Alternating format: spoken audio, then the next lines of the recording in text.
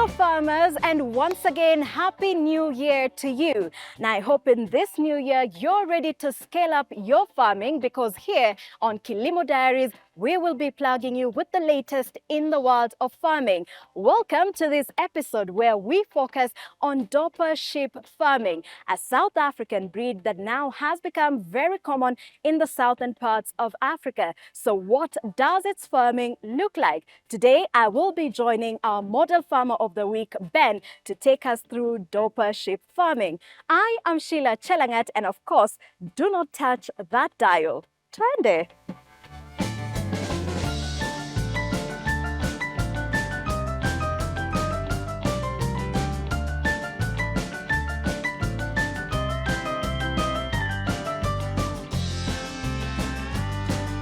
All right, this is a very unique episode. For the first time, niko kwa sheep pen, and I do not know if I am safe, but wish me luck. But our model farmer of the week, Ben, says that I'm very much okay. Asante sana once again for welcoming us to your farm. If you could just introduce yourself, what farm is this and how long have you been doing this? Karibu sana. My name is Ben Wagitu, and here you are in Machakos County, in the sub-county of Matungulu, at a location called Kantafu. We've been farming Dorper since 2011. Yes. Karibu sana. And the name of the farm is Amagoh Dorper Farm. Amagoh Dorper Farm. What inspired you to choose Dorper sheep instead of any other breed? One is because of their versatility. What you find with the Dorper sheep is that you have to keep in mind is that it's actually a crossbreed between the Dorset Horned Ram from England and the black-headed Persian from Somaliland, Wajir, that side of northeastern. And that's what created Dorper, just as the name suggests, Dor for Dorset and Per for Persian.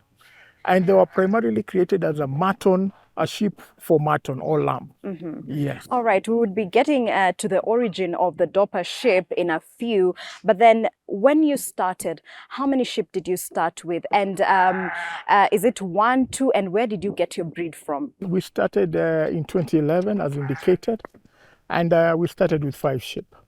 These we bought from the locality. We have a market about 15 kilometers from here called Tala, and that's where our sheep journey started.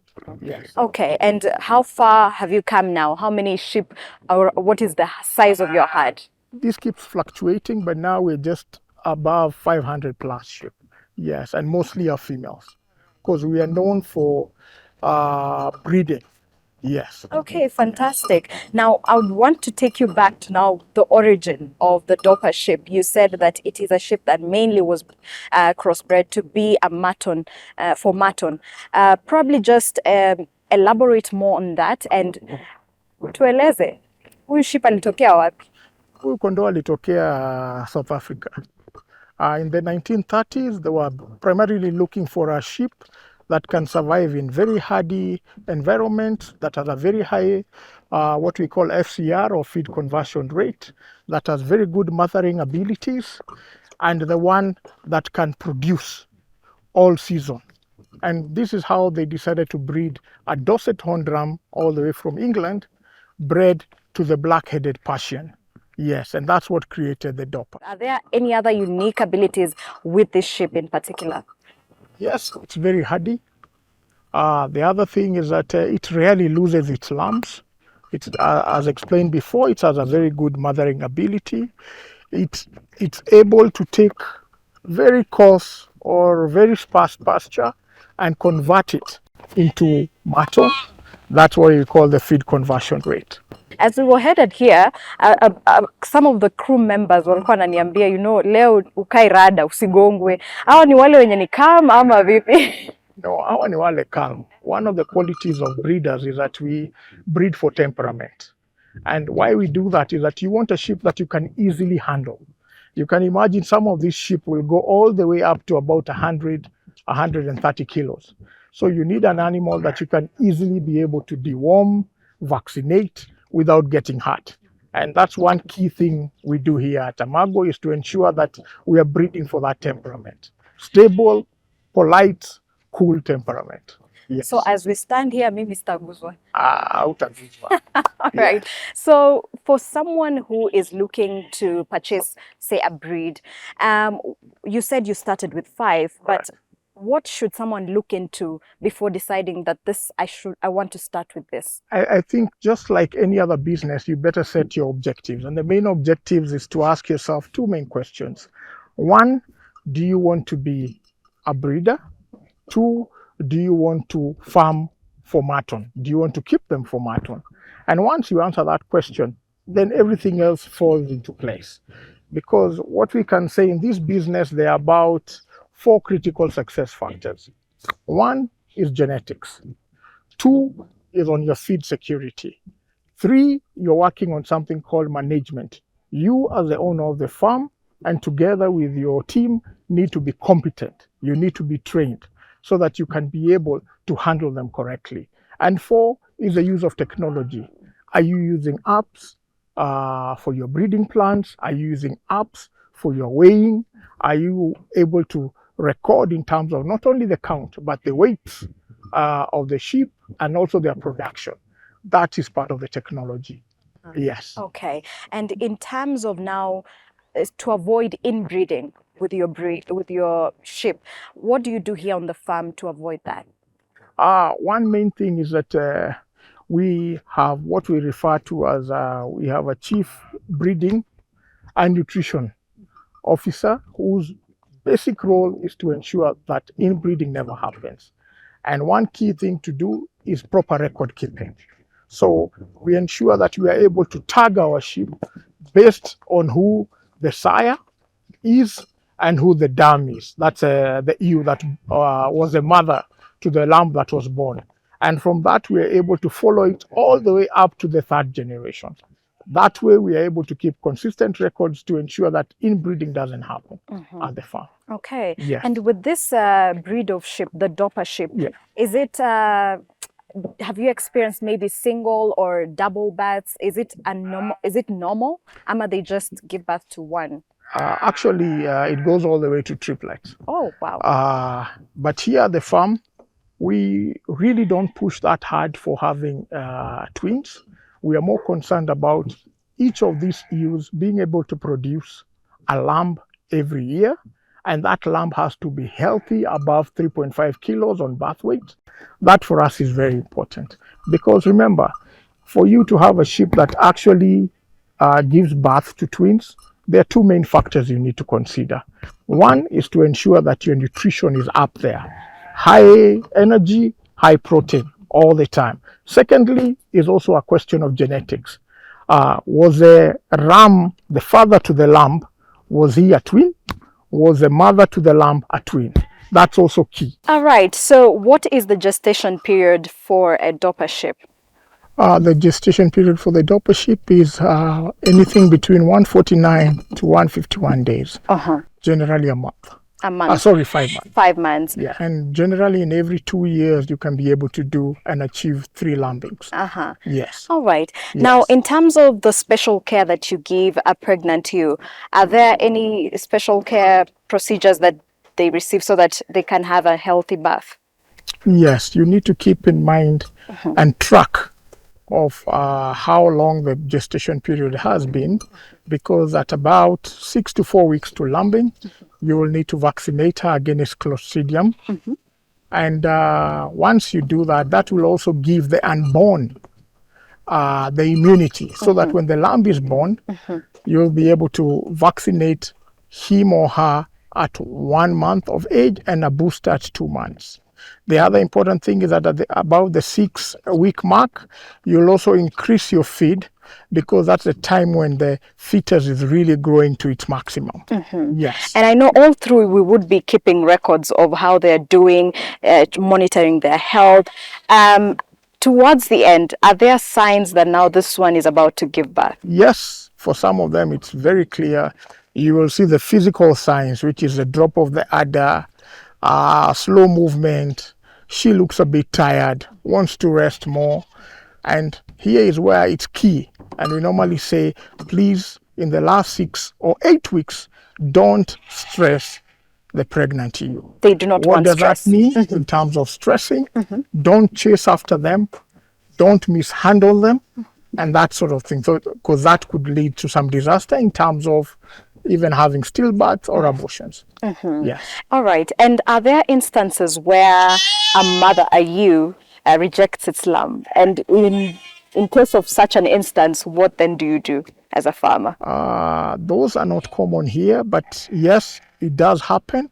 And in most cases, you'll find one, the mother is a new mother, meaning she might be very young, because with the Dorpers, we normally encourage farmers to start breeding them when they're about 1 year of age.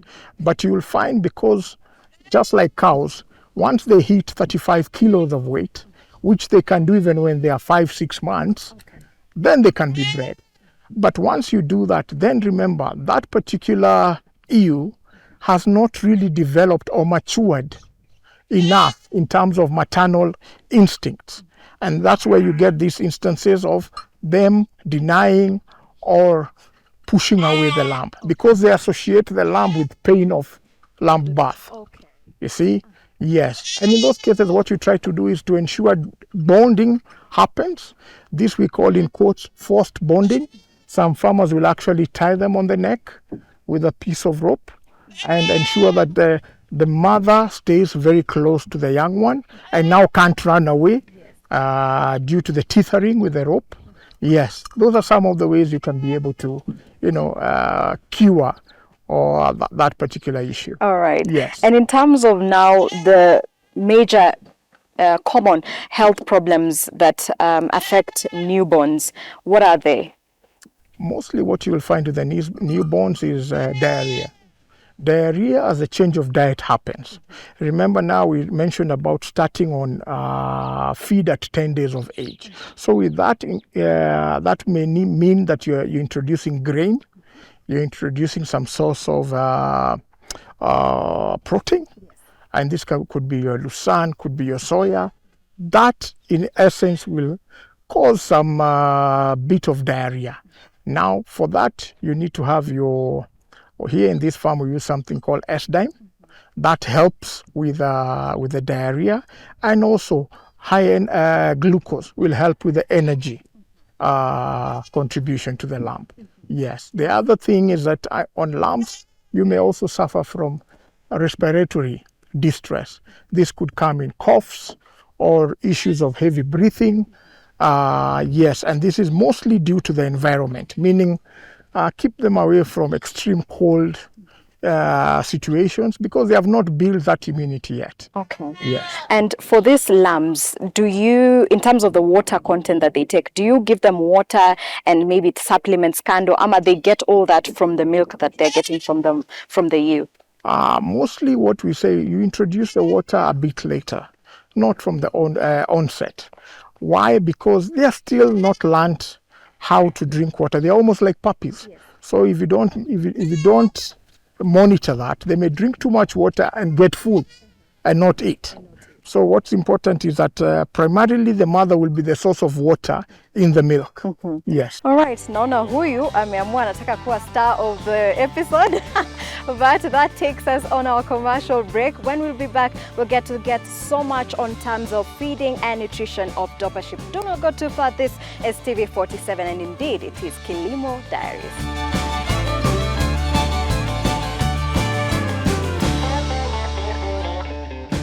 Welcome back. This is Kilimo Diaries here on TV 47, and on this episode tunafanya everything kuhusu Dorper Sheep Farming. And with me is our model farmer of the week, Ben. Just before the break tulisema tutakuja kuangazia masuala ya feeding.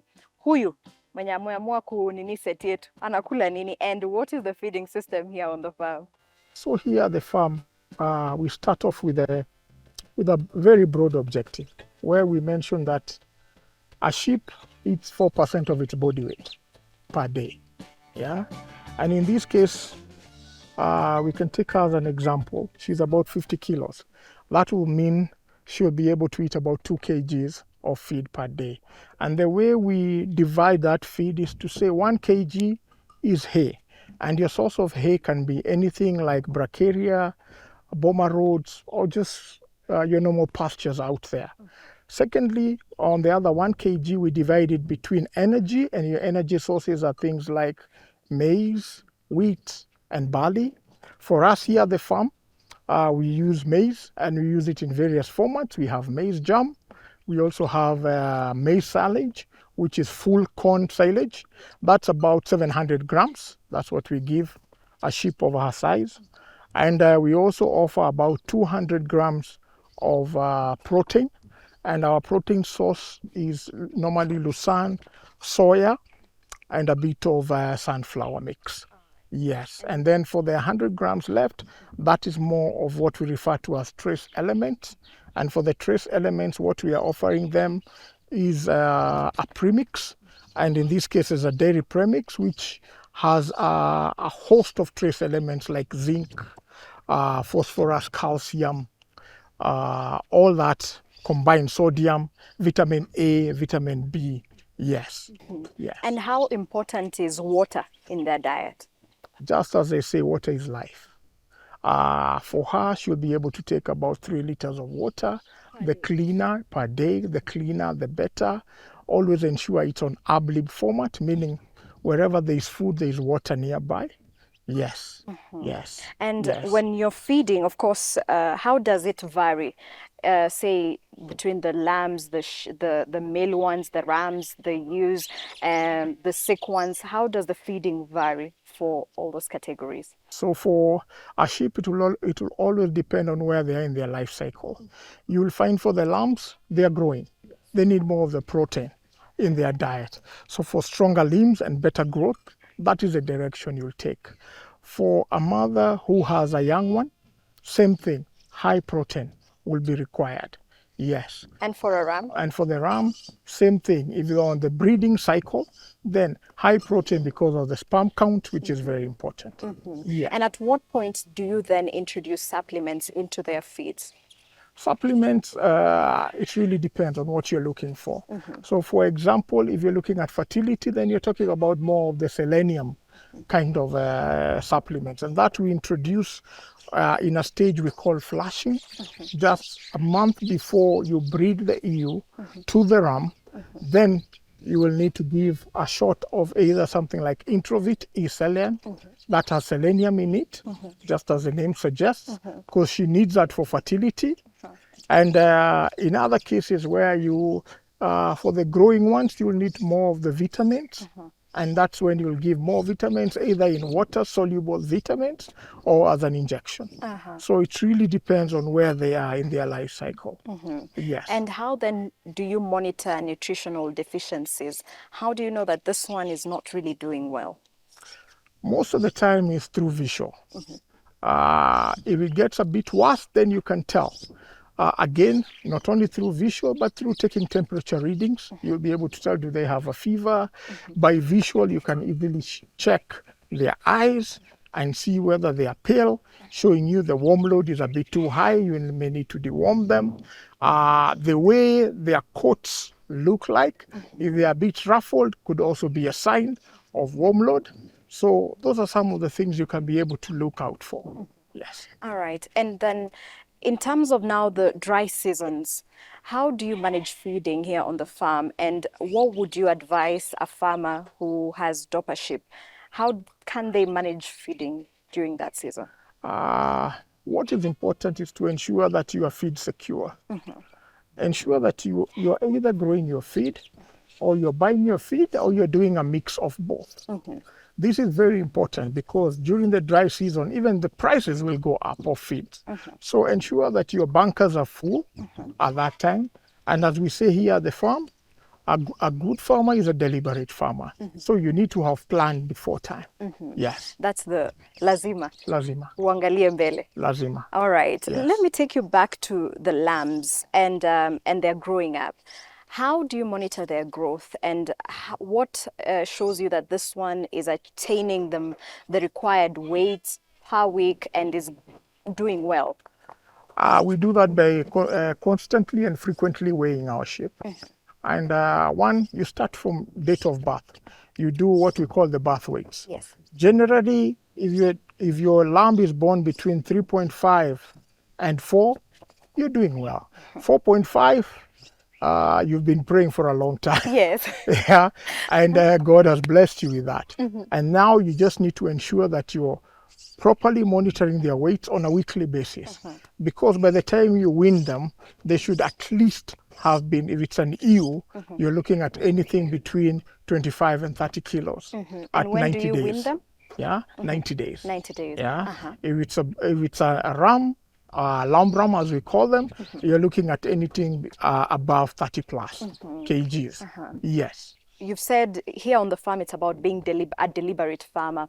How does good management ensure that you have Dorper sheep that are good, healthy, and that they can actually be of value in terms of once they're in the market? This is by ensuring that from the start you've got yourself the best genetics you can.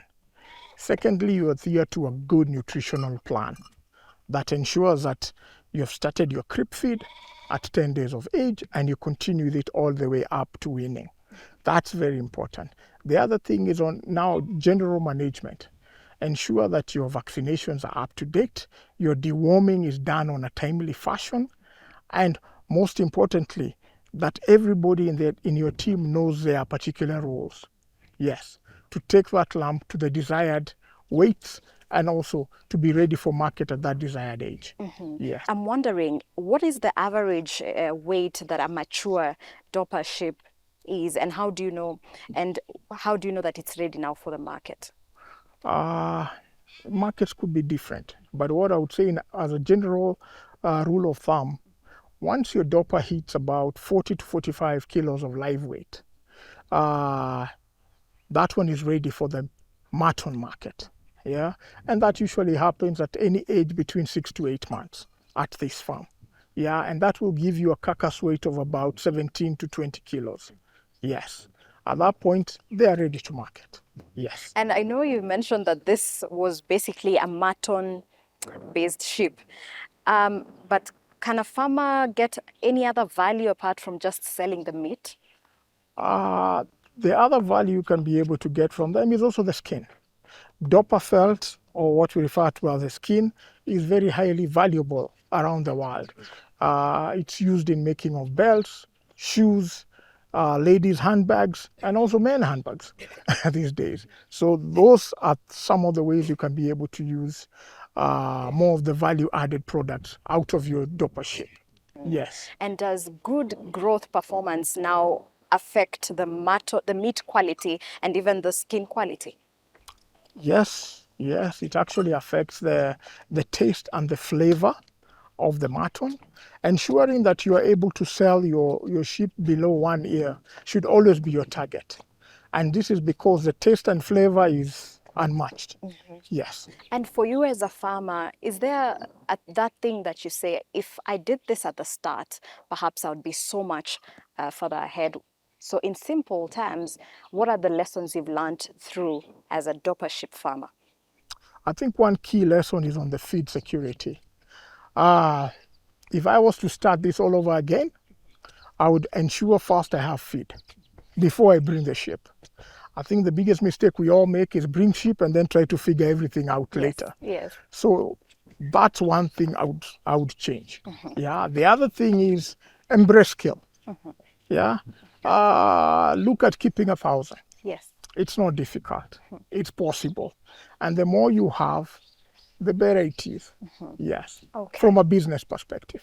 Yes. All right. Yes. And what is that one thing you said that I did it right from the word go? We are still learning. It's 15 years later, and we are still learning. But I must say what we did early in it is to embrace scale. We got into scale quite early, and it was now just a question of tuning on genetics and on feed and all the rest. But that's one thing we got right. Yes, a bit early in the journey. All right. Yeah. Okay. Yeah. And with me, even when you look at my crew, most of them are aspiring to be, farmers of Dorper sheep. And what are those do's and don'ts that you would tell them as people who want to start? Is it okay to start with 1, or should they start with at least 5? What is your advice? I would say one thing is very clear is And this is a hidden gem for the youth. You have a great advantage, and that's youth. Yeah, just being young and having the energy, I think that's one key thing. Yeah. Secondly, as we've mentioned before, embrace skill. Start with about 20 and quickly be ready to learn through the milestones. My advice would be start with 20 pregnant ewes. So in the next 3 months, you have lambs. You and your team will have now tested your system in terms of competence. Can I be able to take care of lambs?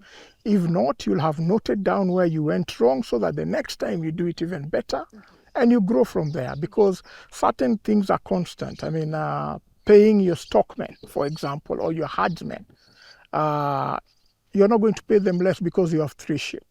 So keep that in mind. Start with a number that makes you even excited, so that once you hear lambing has happened, whether your sheep are in Kisii and you're in Nairobi, you'll drive all the way to go see them. But if there are only 2, most likely you'll say, send me a WhatsApp message or a photo for that matter. Okay. Yes. So, and how can someone reach you?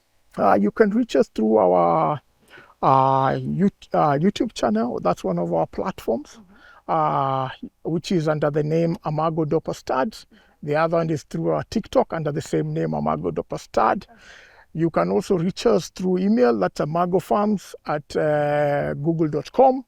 You can also reach us through our numbers, which is 0702 849400.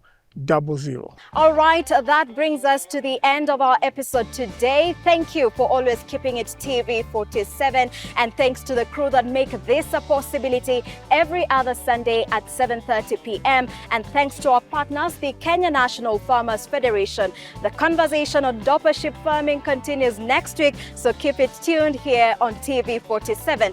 My name is Sheila Chelangat, and this is Kilimo Diaries, a show for the farmer, by the farmer, with the farmers.